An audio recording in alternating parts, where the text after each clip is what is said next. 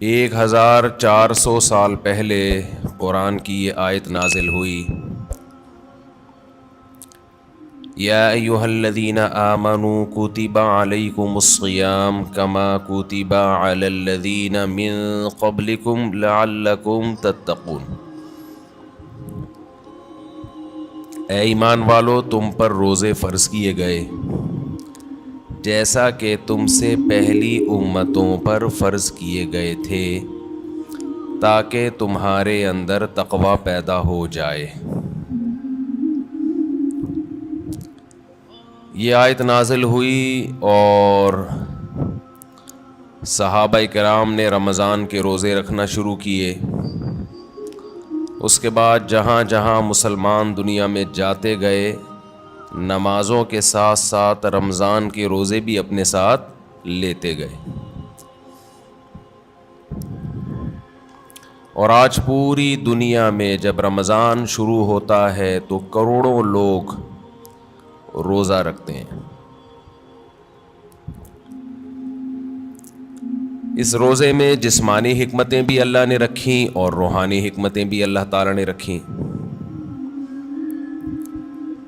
جسمانی حکمتیں، یہ جسم کی زکوٰۃ ہے، آپ کو اللہ تعالیٰ روزوں کی برکت سے صحت عطا کرتے ہیں، بہت ساری بیماریوں سے نجات مل جاتی ہے۔ اور روحانی برکتیں کیا ہیں؟ انسان کے لیے دنیا میں سب سے مرغوب چیز خوراک ہے۔ خواہشات کی دو قسمیں ہوتی ہیں، ایک خواہشات وہ ہوتی ہیں جن کا آپ کی باڈی سے تعلق ہے، جو باڈی کی نیڈ ہیں۔ ایک خواہشات وہ ہوتی ہیں جو اوپر کی خواہشات ہیں، لگژری لائف، گاڑی، بنگلہ، اچھی ڈریسنگ، دیکھنے میں اچھا نظر آؤں، عزت ہو سوسائٹی میں، دولت ہو میرے پاس۔ یہ جو پہلی قسم کی خواہشات ہیں نا، جو آپ کی باڈی کی نیڈ ہے، یہ بہت ڈینجرس ہوتی ہیں۔ یہ تین قسم کی خواہشات ہیں، ایک کھانے کی خواہش، پینے کی خواہش، اور ایک جنسی خواہش جسے کہا جاتا ہے، مرد اور عورت کی ایک دوسرے کی طرف اٹریکشن۔ یہ تینوں قسم کی خواہشات ہماری باڈی کی ریکوائرمنٹ ہے، یہ جسم کی چاہت ہوتی ہے۔ یہ خواہشات پوری نہ ہو تو ہماری باڈی متاثر ہونا شروع ہو جاتی ہے۔ اچھا، کچھ خواہشات ہوتی تو باڈی کی ہیں، وہ نیچرل نہیں ہیں۔ خواہشات تو سمجھ گئے نا کتنی قسم کی ہوتی ہیں؟ دو قسم کی نا، ایک باڈی کی ریکوائرمنٹ، باڈی کی نیڈ، اور ایک باڈی کی نیڈ نہیں ہے، یعنی جسم کا تقاضا نہیں ہے، بلکہ وہ ہماری جسم سے ہٹ کے خواہشات ہوتی ہیں۔ جیسے لگژری لائف ہے نا، ہر آدمی چاہتا ہے میری لائف کیسی ہو، لیکن ایسا نہیں ہوتا کہ لگژری لائف کی آپ کے پیٹ کو کوئی بھوک لگ رہی ہو، وہ خواہش پوری نہیں کریں گے تو باڈی کو کوئی نقصان ہو رہا ہو۔ جو باڈی کی نیڈ ہے نا، جیسے کھانا پینا، یہ تو اگر نہیں کریں گے تو باڈی مسلسل تڑپتی رہے گی، مسلسل احتجاج کرتی رہے گی، اور ان خواہشات کو پورا کرنا بھی ضروری ہے۔ نہیں کریں گے تو بالآخر باڈی آہستہ آہستہ ڈیمیج ہونے کی طرف جائے گی اور مر جائیں گے ایک دن۔ آپ کو اگر گدا نہیں ملتا سونے کے لیے، اچھا، انہی باڈی کی خواہشات میں ایک نیند بھی ہے، ہم 4 قسم کی خواہشات شامل کر لیتے ہیں۔ نیند ہے، کھانا پینا، اور جس کو جنسی خواہش کہتے ہیں۔ یہ اتنی ڈینجرس ہوتی ہیں، جیسے نیند کی خواہش کو آپ دیکھ لو، اب گدے پہ سونا یہ باڈی کی نیڈ نہیں ہے، یہ کیا ہے، ایک لگژری لائف انسان گزارنا چاہتا ہے، اس کا تقاضا ہے کہ میرا گھر اچھا ہو، ایئر کنڈیشن روم ہو، اور ٹائلیں لگی ہوئی ہوں، اور فانوس لگے ہوئے ہوں۔ لیکن جب آپ کو نیند آئے گی تو جو گدے پہ سونے کے عادی ہیں ان کو فرش پہ نیند نہیں آئے گی. لیکن چونکہ نیند آپ کی باڈی کی نیڈ ہے, ایک وقت آئے گا کہ باڈی کہے گی میں نے سونا ہے سونا ہے سونا ہے سونا ہے. آپ کہیں گے میرے پاس سونے کے لیے گدا نہیں ہے, نہیں سو سکتا نہیں سو سکتا نہیں سو سکتا. بالآخر پھڈا ہوتے ہوتے جو باڈی کی نیڈ ہے نا وہ غالب آ جائے گی. لگژری جو آپ کی ایک چاہت ہے اس پہ باڈی غالب آ جائے گی آپ کی, اور آپ کانٹوں پہ بھی سو جاؤ گے. جس کو نیند نہ آتی ہو نا اس کو جاگنے دو, بول تو نہیں سوئے گا, دیکھو اس کا باپ بھی سوئے گا پھر, کیونکہ یہ خواہشات دماغ پر مسلط ہو جاتی ہیں. کیونکہ ضرورت ہے, نہیں تو مرے گا, نہیں سوئے گا تو کیا ہوگا. ایک ہفتہ کھائے پیے بغیر انسان زندہ رہ سکتا ہے, میڈیکل سائنس کہتی ہے. ایک ہفتہ سوئے بغیر زندہ نہیں رہ سکتا. اس لیے یہ اللہ مسلط کر دیتے ہیں کہ تیرا باپ بھی سوئے گا. تبھی آپ نے دیکھا ہوگا ڈرائیونگ کے دوران ڈرائیور سو جاتا ہے, حالانکہ اس کا سونے کا بالکل موڈ نہیں ہوتا, اور ایسا سوتا ہے کہ اپنے ساتھ سارے پیسنجر کو بھی ہمیشہ کے لیے سلا دیتا ہے. تو یہ چیزیں اللہ نے مسلط کی ہوئی, بھائی یہ تمہاری خواہش پہ نہیں ہے. ورنہ بڑے لوگ کہتے ہیں ہمارے پاس ٹائم نہیں ہے, اگلے مہینے ہم سوئیں گے, اس دفعہ ہمیں آفس کا بزنس کا کام ہے بہت.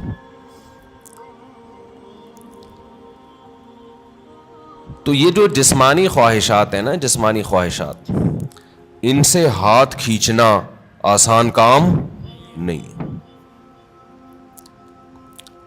کیونکہ باڈی کو ضرورت ہے. تو باڈی ہماری مسلسل ڈسٹرب ہوتی رہتی ہے. اب آپ کو جب بھوک لگ رہی ہے تو باڈی کیا کہے گی, روٹی دو, کھانا دو, کہے گی نا, خوراک چاہیے.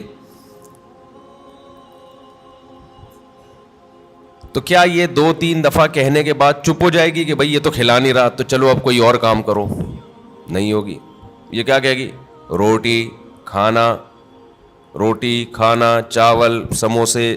کسی کو بھی دیکھے گا نا کھاتا ہوا, مسلسل یہ ٹینشن ہے, اور کسی بھی کام میں اس کا دل نہیں لگے گا جب تک کہ چند نوالے نہ کھا لے. پیاس بھی ایسی چیز ہے, جب آپ کو پانی کی خواہش ہوتی ہے تو باڈی مسلسل پانی مانگتی رہتی, آپ کا دل ہی نہیں لگے گا کسی کام میں, دل جمعی سے کام نہیں کر پاؤ گے آپ. مسلسل پانی پانی, باڈی کو ضرورت ہے. اور یاد رکھو جب ضرورت ہو باڈی خود بتاتی ہے, اس کے لیے ڈاکٹروں سے مشورہ نہیں لیا کرو کہ میں کتنے گلاس پانی پیا کروں. یہ چیزیں اللہ نے انسان کی باڈی میں انسٹال کر دی ہیں, اس میں میڈیکل سائنس کو زیادہ فری مت کرایا کرو. کھا بھی لیں پی بھی رہے ہیں, ڈاکٹر صاحب سے پوچھیں کتنے گلاس پیوں, جتنے کی چاہت ہے وہ باڈی خود بتا دے گی. ہاں اگر باڈی صحت مند ہے اور کوئی الٹے سیدھے کام نہیں کر رہے. بعض دفعہ آپ کوئی الٹا کام کر رہے ہوتے ہو جس سے پھر باڈی دھوکہ دیتی ہے, جیسے جو لوگ چائے زیادہ پی رہے ہیں, کافی, تو کیفین کیا کرتی ہے کہ پیاس کا احساس ختم کر دیتی ہے, پیاس بجھا دیتی ہے, اور باڈی سے پانی پیشاب بنا کے نکال دیتی ہے. ایک طرف پانی کی کمی ہو رہی ہے, دوسری طرف اس کمی کی کو پورا کرنے کے لیے باڈی کو جو احتجاج کرنا چاہیے باڈی وہ احتجاج نہیں کر رہی, تو پھر پانی کا پھر مشورہ ڈاکٹر صاحب سے لینا پڑے گا. کیونکہ پھر باڈی, آپ کا جو جسم ہے نا وہ اس کی کھوپڑی گھوم جاتی ہے اس کو پتہ ہی نہیں چلتا کہ کب پانی کی ضرورت ہے کب پانی کی ضرورت نہیں ہے. تو نیچرل لائف جس کی ہوگی اس کی باڈی بتاتی رہے گی کتنا پانی چاہیے. جیسے کولڈ ڈرنک پینے سے پیاس بجھ جاتی ہے نا, تو پیاس تو وقتی بجھتی ہے لیکن پانی کی جتنی کمی پوری ہونی چاہیے وہ ہوتی نہیں ہے. تو یہ میں جو اصول بتاتا ہوں یہ ان لوگوں کے جو تمیز سے زندگی گزار رہے ہیں. ایسا نہیں سارا دن چائے کے کپ پھونکتے رہتے ہیں, کافی سارا دن پیتے رہتے ہیں. تو کیونکہ کافی اور چائے یہ نیچرل نہیں ہے, ہماری قدرتی غذا کا حصہ بول لو بھائی نہیں ہے. یہ تو بات کی ایجاد ہے کہ وہی کیفین باڈی میں جاتی ہے تو بلڈ کا سرکولیشن بڑھا دیتی ہے, تھوڑا ایکٹیو ہو جاتے ہو آپ. تو یہ مصنوعی ایکٹیونیس ہے, یہ کوئی سچی مچی میں جسم میں طاقت نہیں آتی ہے, سمجھتا نہیں. جیسے ایک ہوتی ہے کیفین, ایک ہوتی ہے نکوٹین. نکوٹین سگریٹ میں نا اور گٹکے میں, تمباکو میں, وہ ذرا اوپر کی چیز ہے, کیفین تھوڑی نیچے کی چیز ہے. تو فلسفہ دونوں کا سیم ہی ہے. وہ ذرا زیادہ ڈینجرس ہے نکوٹین ہے, تمباکو اور سگریٹ, وہ بھی وہی کام کرتی ہے. چائے ذرا کمزور چیز ہے, اس لیے اس کا وہ نقصان نہیں ہے, اس کا سگریٹ کا نقصان زیادہ ہے. پھر اس میں دھوئیں شوئیں بھی ملا لیں تو اور پھر اور باڈی آپ کی سارے وٹامنس دھوئیں سے کیا ہو جاتے ہیں, پورے ہو جاتے ہیں. تو ابھی ایک بہت باریک لڑکا آیا, سگریٹ پیتا تھا نا, اتنا باریک, اس کی شادی ہونے والی ہے. میں نے کہا دھواں نکلے گا, یہ رسک نہیں لینا آپ. ایک تو آپ اپنی صحت دیکھو, اور سگریٹ کے کس طرح سے پھونک رہے ہو, تو جو اندر جا رہا ہے, جو ان پٹ ہوتا ہے آؤٹ پٹ وہی ہوتا ہے نا.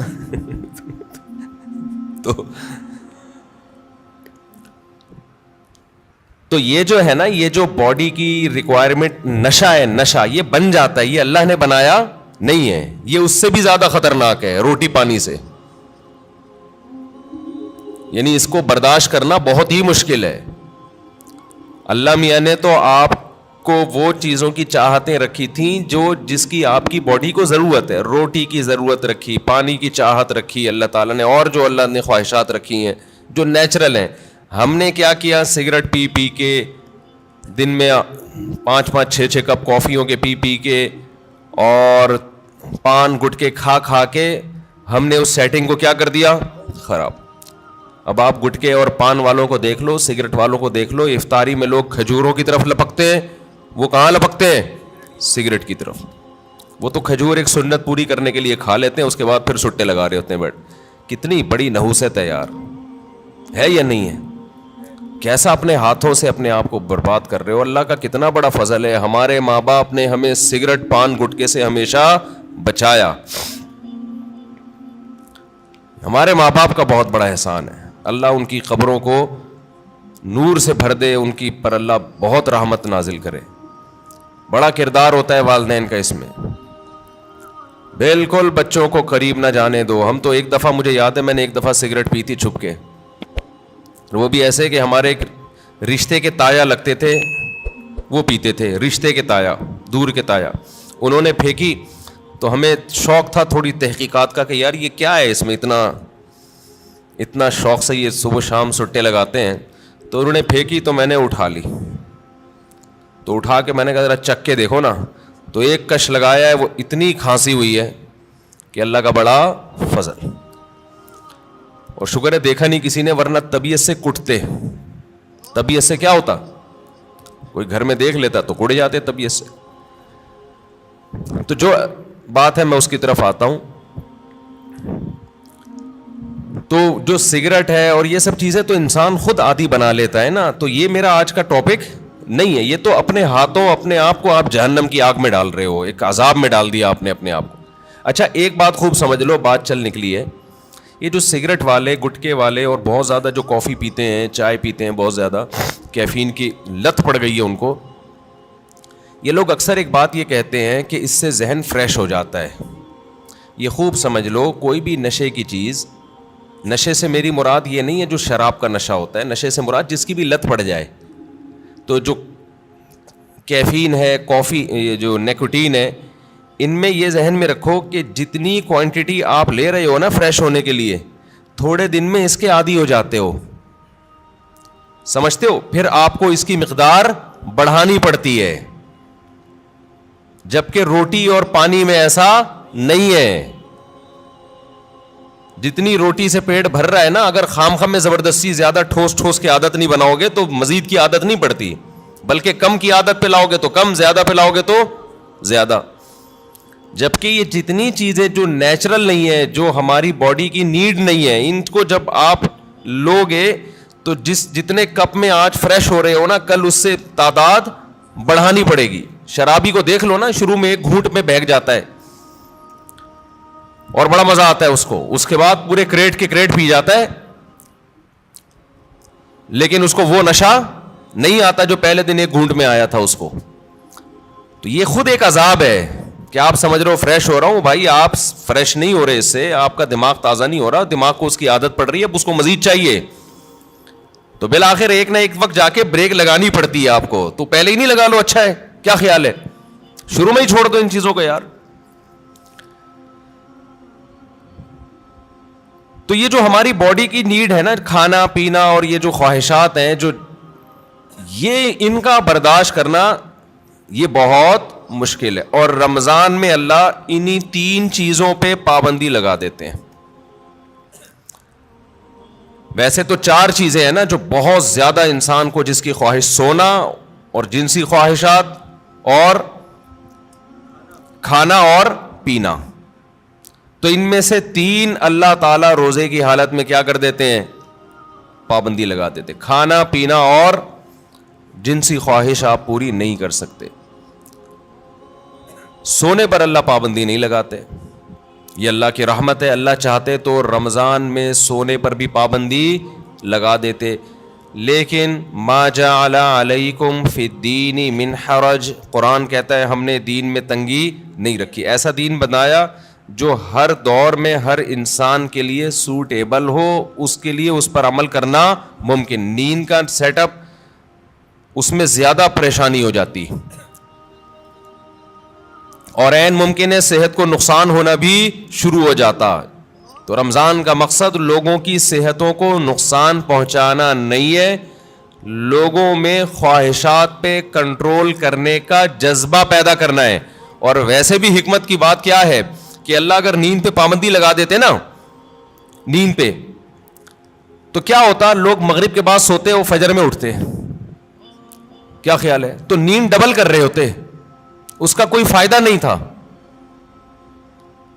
یعنی نیند ایسی چیز ہے نا، جب آپ پہ مسلط ہوتی ہے تو آپ کے لیے اس کو روکنا ممکن نہیں رہتا. اب دن کے ٹائم میں نیند آتی، آپ لازماً آنکھ لگ رہی ہوتی ہے، آپ کی کہیں بھی بیٹھے ہوتے آنکھ لگ جاتی ہے آپ. یا پھر لوگ کیا کرتے، اتنی لمبی لمبی راتوں کو نیند لے لیتے، تو جو مقصد ہے وہ حاصل نہیں ہوتا.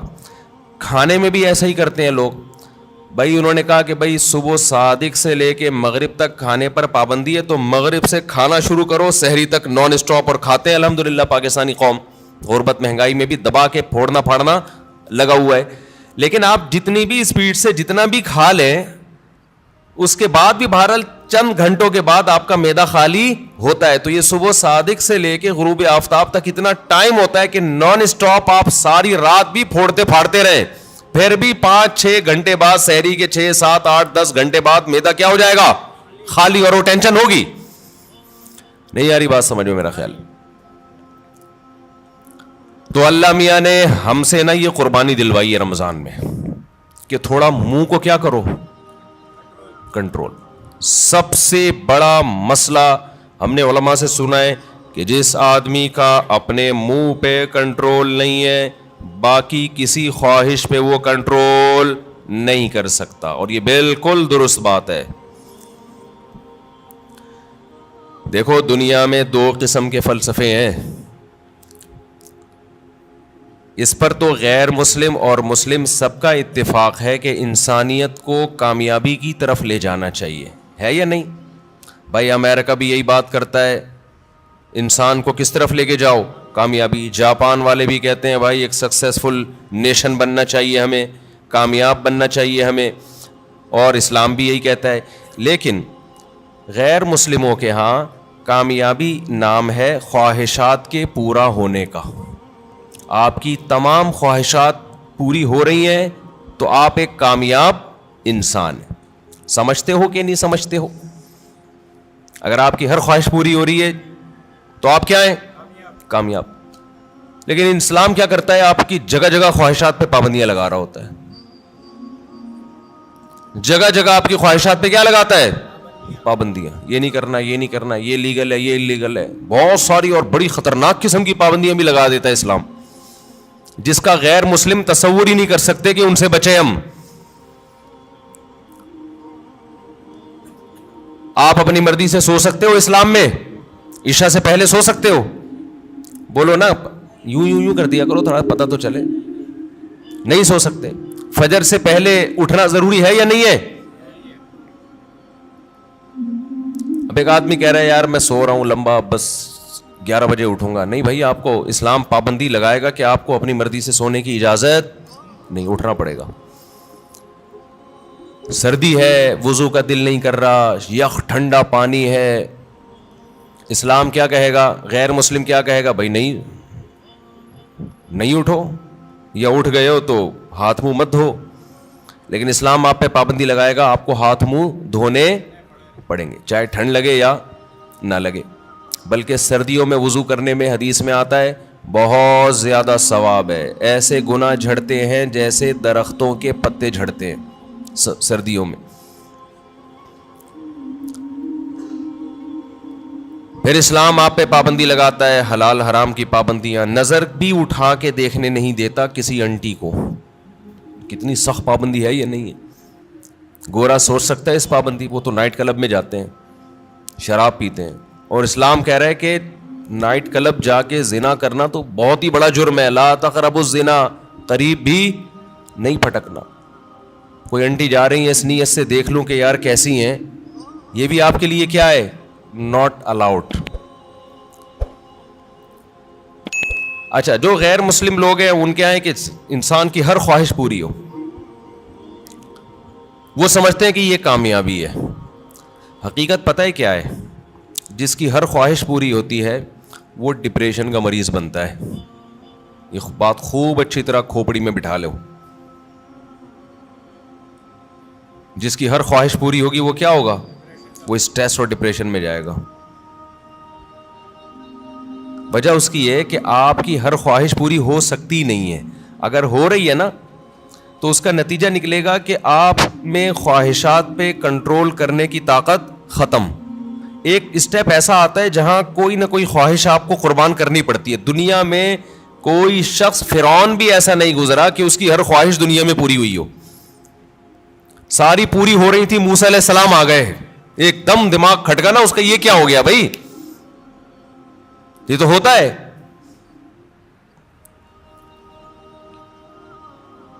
جتنی بھی آپ کے اندر خواہشات ہیں نا، پوری کرتے رہیں، کہیں نہ کہیں آ کے قدرت کی طرف سے بیریئر کھڑے ہو جاتے ہیں آپ کی راہ میں، اور آپ خواہشات پوری کرتے کرتے یوز ٹو ہو چکے ہوتے ہو. آپ کو خواہشات پہ کنٹرول کرنے کی عادت نہیں رہتی. پھر آپ جاتے ہو اسٹریس میں، ڈپریشن میں، اور چیخو پکار، مار دھاڑ. جیسے جو بچے زیادہ لاڈ پیار میں پلتے ہیں وہ بچے شور شرابہ زیادہ مچاتے ہیں. جن بچوں پہ ماں باپ کا کنٹرول ہوتا ہے کہ کچھ خواہشات پوری کر دی، کچھ پوری نہیں کی، وہ بچے بھی کنٹرولڈ ہوتے ہیں. یقین نہ آئے تو جا کے مشاہدہ کر لو. میں نے بہت سے بچے ضدی دیکھے ہیں، چیزیں اٹھا کے پھینک رہے ہیں، کوئی بات نہیں مانتے. وجہ اس کی ہے کہ ماں باپ ان کی ہر بات مانتے ہیں. نہیں آ رہی سمجھ میں؟ پتہ نہیں آپ لوگ لاڈلے بچے ہیں اپنے ماں باپ کے یا لاڈلے نہیں ہیں، تو یہ تو اللہ ہی جانتا ہے. لیکن ہم نے ایسے بچے مارکیٹ میں دیکھے، ہر خواہش پوری ہو رہی ہے، بچہ چڑچڑا ہو گیا. اچھا، جس بچے کے ساتھ اس کا کوئی بہن بھائی نہ ہو وہ بھی چڑچڑے ہو جاتے ہیں. اس کی وجہ یہ کہ بہت زیادہ لاڈ پیار اس اکلوتے کو مل جاتا ہے. کیا ہوتا ہے؟ اکلوتے. دوسرا مارکیٹ میں قریب العمر ہوتے نہیں ہیں، 2-4، تو ماں باپ کی ساری لاڈ کا اور پیار کا مرکز یہ اکلوتا. اس کی ہر خواہش پوری. آپ میں سے کوئی اکلوتا ہو تو پیش کی معذرت. نتیجہ کیا نکلتا ہے؟ اس کی طبیعت میں چڑچڑاپن پیدا ہونا شروع، مار دھاڑ. وہ سوسائٹی میں بسا اوقات ایک کامیاب انسان بن کے سروائیو نہیں کر پاتا. اچھا، ہمارے ایک ریلیٹیو کے یہاں نا ایک بچہ ہوا، پھر ان کے یہاں فوراً دوسرا ہو گیا اگلے سال. رپورٹ دیکھیں، رپورٹ. ہوا یہ ہے کہ جب فوراً دوسرا آ گیا 1-2 سال کے بعد مارکیٹ میں، تو جو پہلا والا تھا نا، اب اس کو تھوڑی سی جیلسی بچوں میں ہوتی ہے کہ دوسرے کو پیار کرو تو اس کو غصہ آ رہا ہے کہ اس کو کیوں پیار کر رہے ہو. بچے کرتے ہیں ایسے، آپ نے دیکھا ہوگا.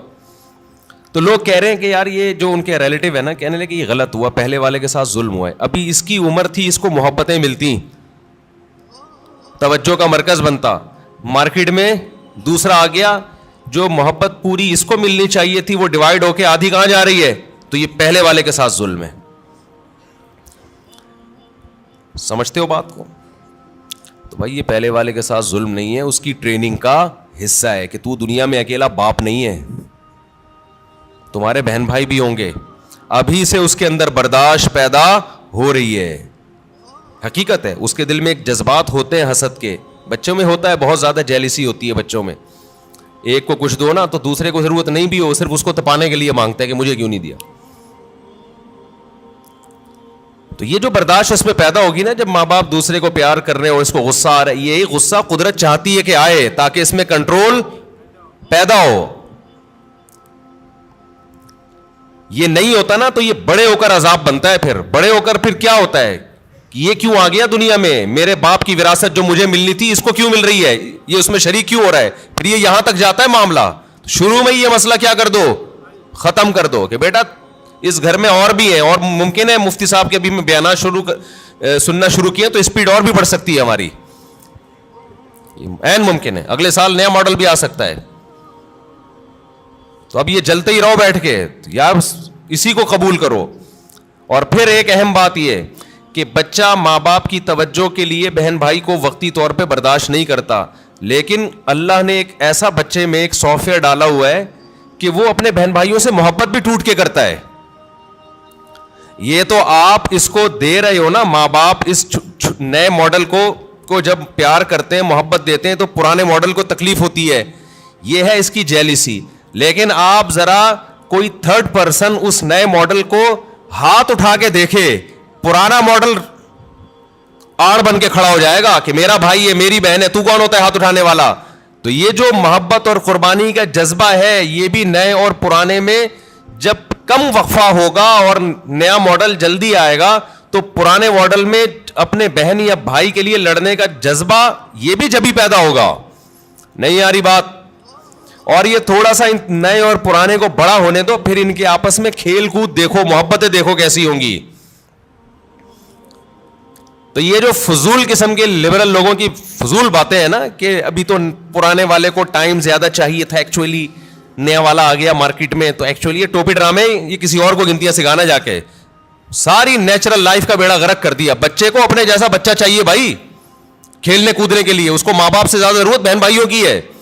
ماں باپ تو صرف کیئر کرتے ہیں کہ کیا کر رہا ہے, خراب تو نہیں ہو رہا, سٹے تو نہیں لگا رہا ہے, ایسا تو نہیں تایا نے سگریٹ پھینکی اٹھا کے پی رہا ہے. ماں باپ کا کام صرف یہ نگرانی کرنا ہے. باقی تو اس کو جو اس کی جو انٹرٹینمنٹ والی لائف ہے, جو اس کو انٹرٹین کرے گی, وہ تو بہن بھائی کریں گے. خوش رہے گا, کھیلے گا, کودے گا, انہیں کے سے سیکھے گا, مارے گا, روئے گا, پٹے گا بھی, پیٹے گا بھی. یہی تو لائف ہے اس کی. ہر خواہش پوری ہونے سے انسان بنتا نہیں ہے بلکہ بگڑتا ہے.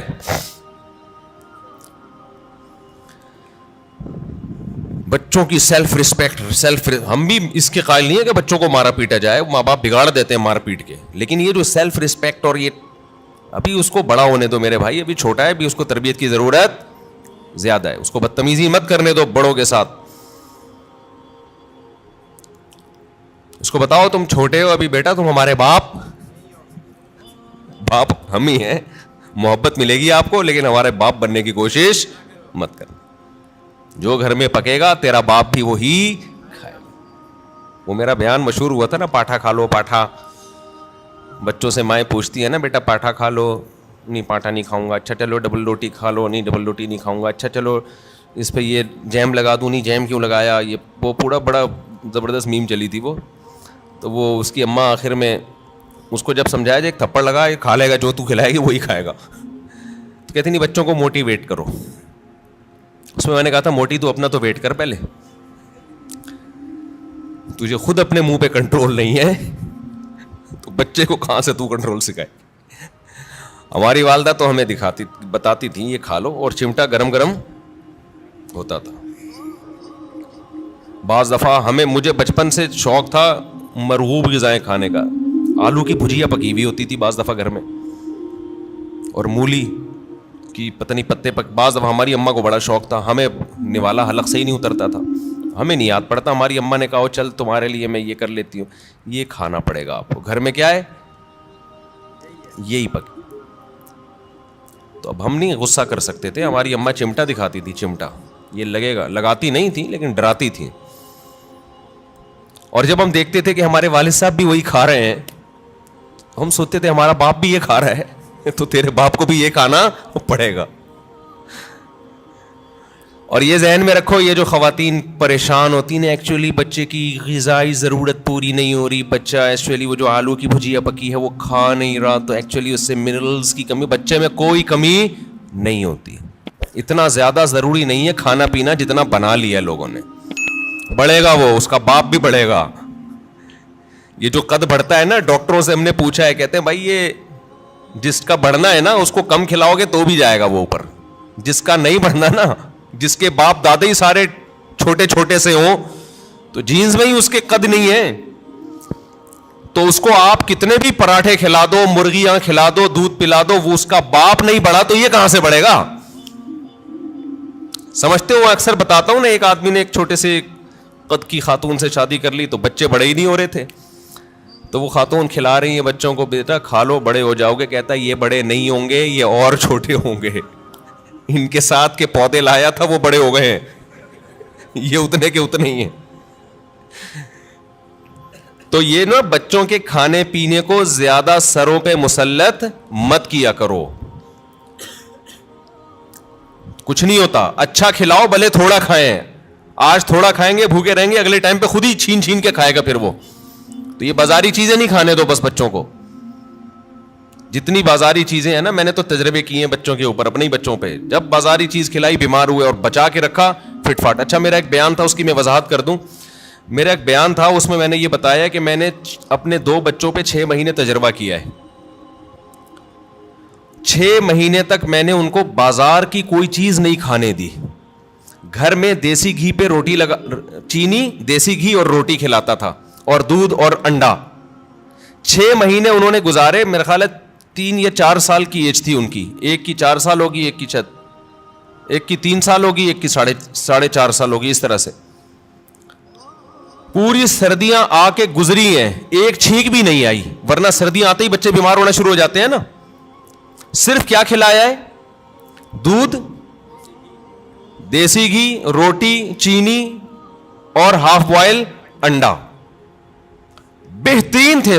اچھا جیسے ہی 6 مہینے گزرے ہیں, یعنی سردیاں آ کے بھی گزر گئی ہیں, ایک دن ہلکی سی کھانسی ہلکی سی ہوئی ہے, تو یہ بنفشہ شہتوت گرم پانی میں ڈال کے 1 چمچ پلا دیا ان کو, وہ اس کے بعد وہ بھی نہیں ہوئی, رات کو سونے سے پہلے نا. بہترین 6 مہینے گزارے انہوں نے, کوئی بیماری نہیں, کوئی چھینک نہیں, کچھ بھی نہیں. 6 مہینے کے بعد کیا ہوا ہے کہ کوئی ریلیٹو آئے, انہوں نے بسکٹ کھلا دیے, اور اسی کے بعد طبیعت خراب ہو گئی.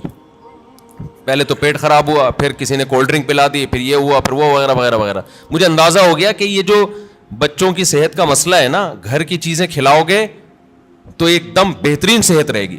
اچھا اس پہ میرے کچھ لوگوں نے اعتراض کیا کہ لو بھائی مفتی صاحب چینی کھلا رہے ہیں بچے کو, چینی کون سی کوئی نیچرل ہے؟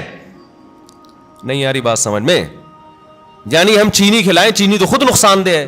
تو یاد رکھیں, میں نے کبھی نہیں کہا کہ چینی بہت فائدہ مند چیز ہے. میرا مقصد یہ ہے کہ ایک نقصان دہ چیز ہم نے کھلائی, پھر بھی نقصان نہیں ہوا, باقی وہ نقصان دہ چیزوں سے بچا لیا. ورنہ بہتر تو یہ کہ چینی نہ کھلائیں آپ. چینی کون سی کوئی آب زمزم تو دھلی ہوئی مخلوق ہے؟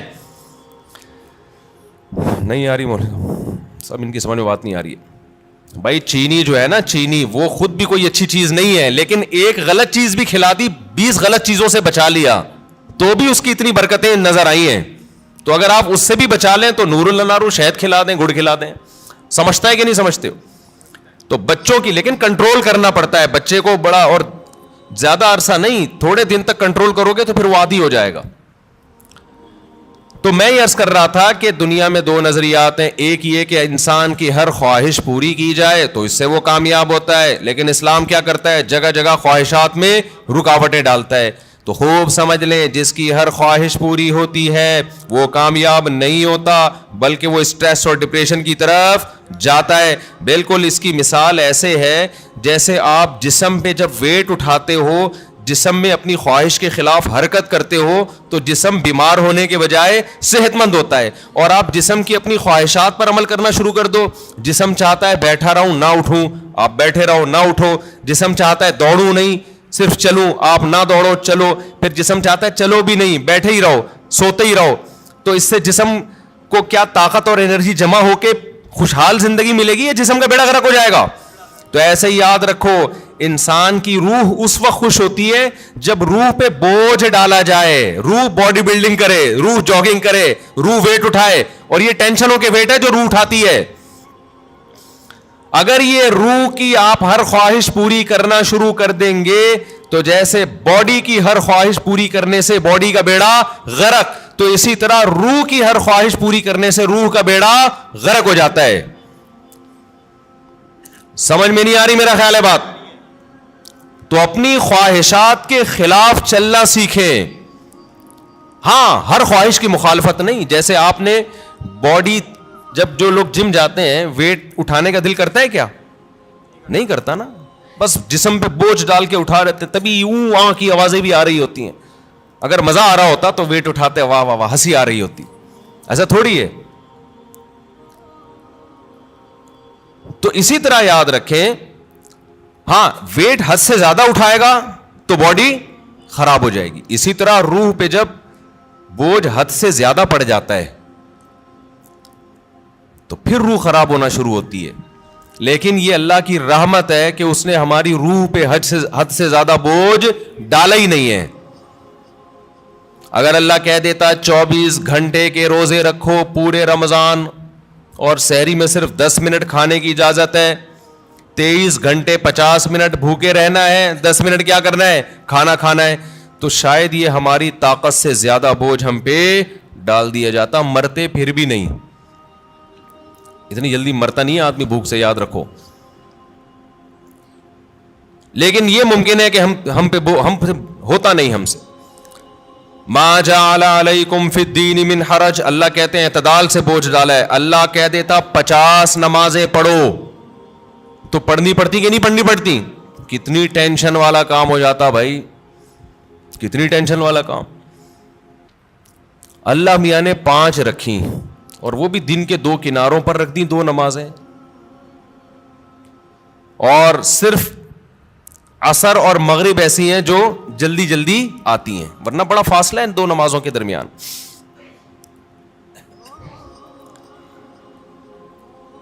اللہ میاں نے حکم دیا نظر کی حفاظت کرو، لیکن ساتھ میں نکاح کی ترغیب بھی دے دی، تو آسان کر دیا نا۔ اگر یہ ہوتا کہ عیسائیوں میں پادریوں کی طرح پادریوں کو حکم تھا کہ شادی نہ کرو، جیسے کہ انہوں نے خود بنایا ہوا تھا، ان کے مذہب کا نہیں تھا، لیکن دوسری طرف زنا پر بھی پابندی، تو ڈپریشن میں جاتے کہ نہیں جاتے؟ اللہ میاں نے کہا بھائی نظر کی حفاظت کرو، اور یہ بھی ہمارے فائدے کے لیے۔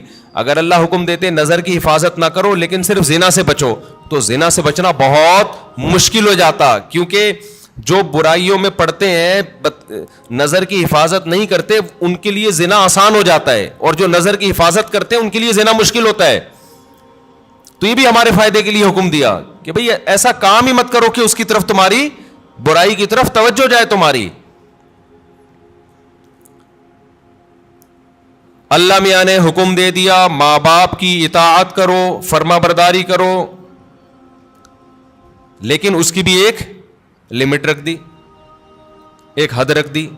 یعنی کوئی ایسا حکم نہیں ہے جو ایسا بوجھ ہم پہ ڈالا جا رہا ہو جو ہمارے بس میں ہو ہی نہیں۔ سود کو حرام قرار دے دیا، لیکن مزاربت اور شرکت کو جائز قرار دے دیا۔ آپ کسی کو لون دے کے متعین نفع لیتے ہو کہ 1 لاکھ پہ 2,000 روپے 5,000 حرام ہے، لیکن ایسا نہیں کہ پابندی لگا دی۔ اللہ نے کہا یہی 1 لاکھ روپے دو، جو پروفٹ ہوگا اس میں شرکت کر لو۔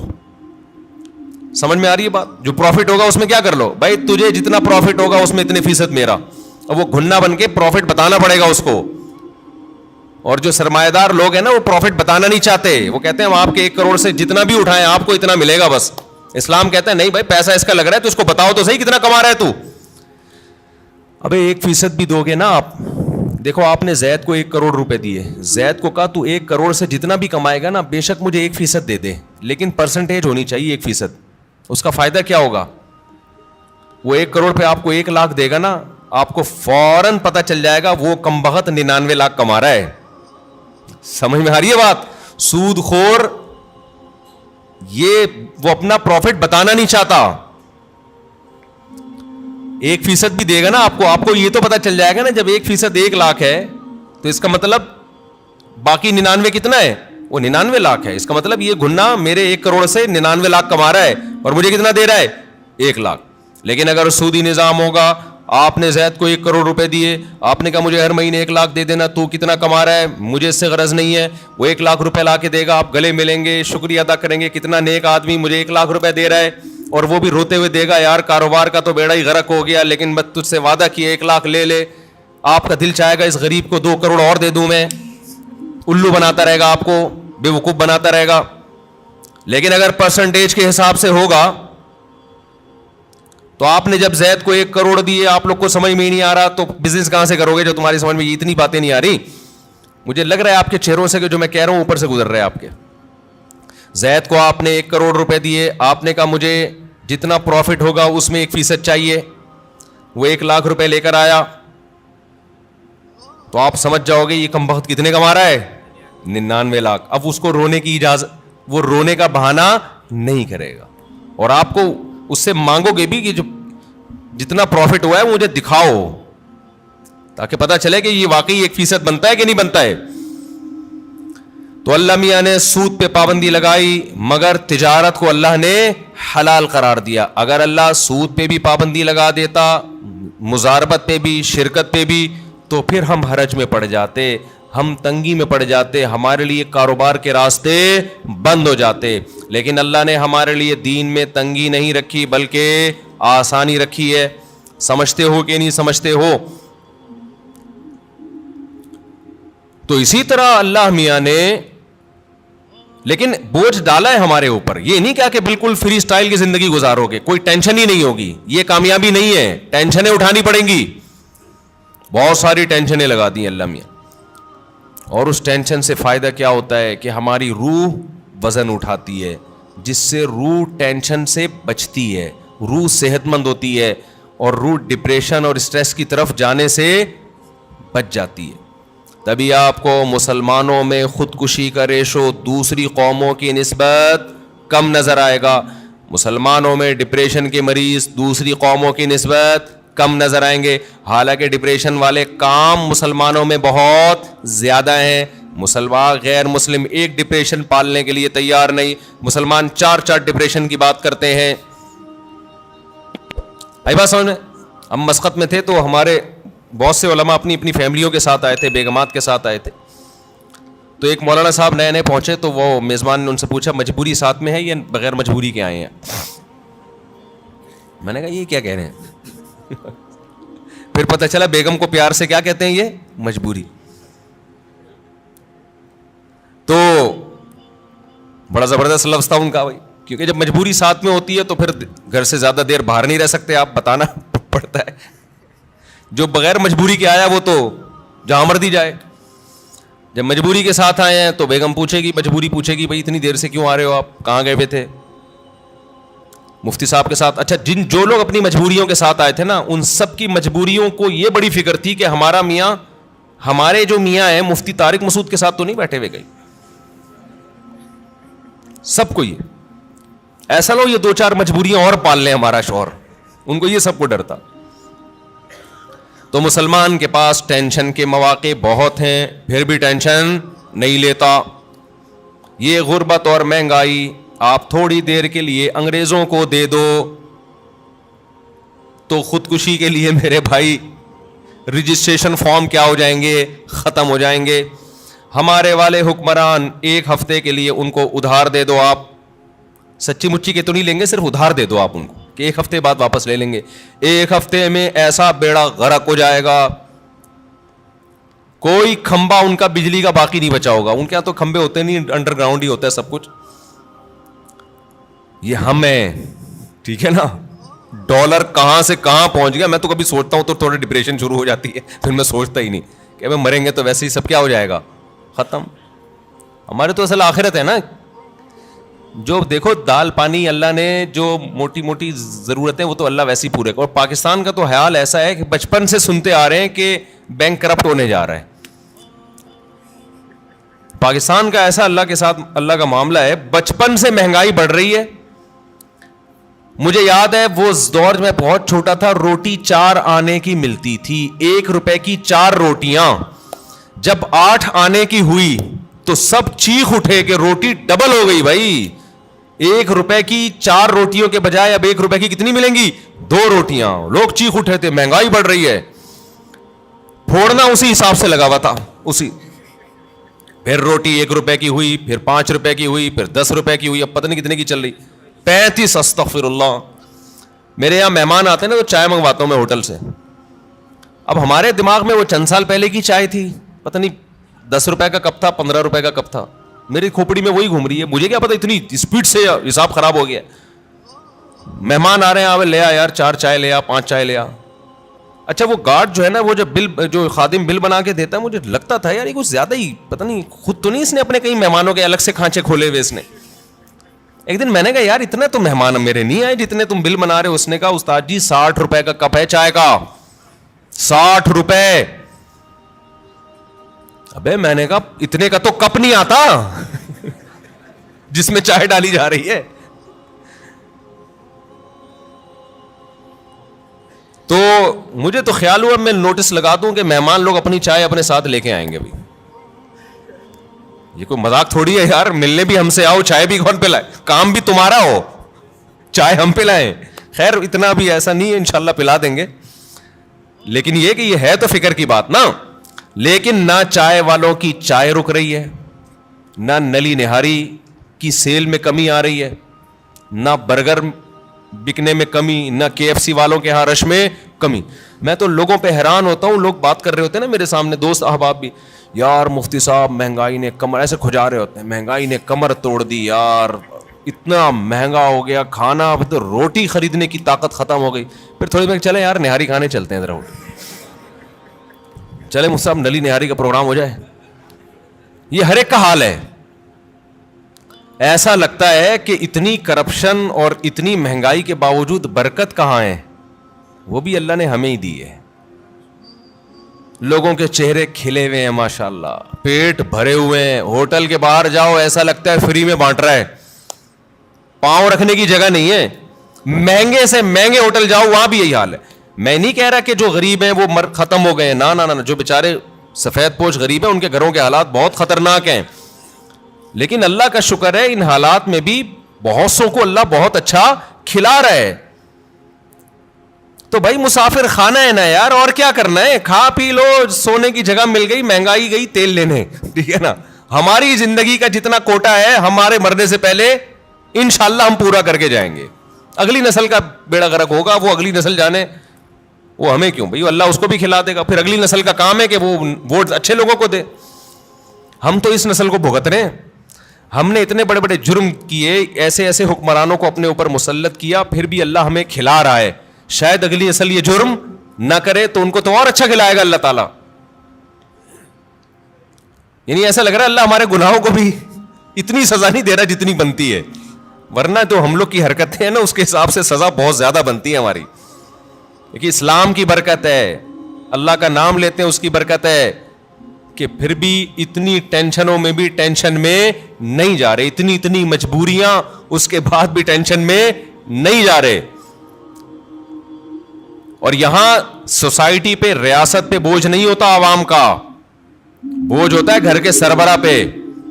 یورپ امریکہ میں آپ کی بیگم کو کھلانا اسٹیٹ کی ذمہ داری ہے, آپ کی ذمہ داری نہیں ہے. آپ کے بچوں کو کھلانا اسٹیٹ کی ذمہ داری ہے, آپ کی ذمہ داری نہیں ہے. حتیٰ کہ آپ کے پاس پیسے نہیں ہیں تو بھی اسٹیٹ کی ذمہ داری ہے آپ کو کھلانا. یہاں ساری ذمہ داریاں اسلام نے مرد کے کندھوں پہ ڈالی ہیں. بیگم کو کھلانا, ماں باپ کو کھلانا, اولاد کو کھلانا. اس کے باوجود بھی یہ بیچارہ ڈپریشن میں نہیں جاتا, جانا چاہیے تھا, جا نہیں رہا ہے. تو یہ کس کی برکت ہے بھائی؟ یہ دین کی برکت ہے, اللہ پہ اعتماد توکل ہے. تو اپنے اوپر بوجھ ڈالو گے تو اللہ خوشیاں دے گا. وہ بوجھ کیا ہے؟ نماز کا بوجھ ڈالو, رشتہ داروں کے حقوق ادا کرنے کا بوجھ ڈالو, ذمہ داری اٹھاؤ گھر کی, بھائی میری ذمہ ان کو کھلانا. غریبوں کا بوجھ ڈالو اپنے اوپر, غربا اور مساکین کا پیٹ بھرنا کس کی ذمہ داری ہے؟ میری. ہر آدمی کیا سوچے کس کی ذمہ داری ہے؟ میری ذمہ داری ہے. روح پہ جتنا بوجھ ڈالیں گے, روزہ رکھنا یہ کس کی ذمہ داری ہے؟ یہ میری, مجھے رکھنا پڑے گا. ہم بچپن میں دیکھتے تھے, تصور نہیں تھا روزہ چھوڑنے کا. اب لوگ کیا کر رہے ہیں؟ اللہ کی خاطر چند گھنٹے بھوک اور پیاس برداشت نہیں ہو رہی. تم یہ دیکھو حکم کس کا ہے. کتنے بڑے بادشاہ نے جو تمہیں پورے سال کھلاتا ہے. ہمارے لبرل لوگ نا اپنے آپ کو کافر پہ قیاس کرتے ہیں. یار انہوں نے مذہب سے بغاوت کر کے اتنی ترقی کر لی, تو ہمیں رمضان کے روزوں کی کیا ضرورت ہے؟ بھائی انہوں نے مذہب سے بغاوت کے ساتھ خدا سے بھی بغاوت کی ہے. یہ ذہن میں رکھو, خدا اپنے باغیوں کو معاف نہیں کرتا. یہ تو دارالامتحان ہے.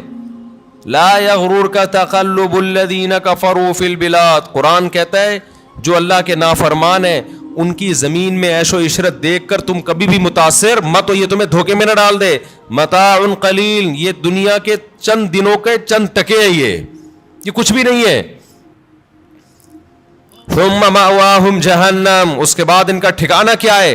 جہنم کی آگ ہے. تو ابھی سے نیت کر لے, رمضان میں انشاءاللہ بھرپور طریقے سے روزے رکھیں گے, ایک روزہ بھی ضائع نہیں کریں گے.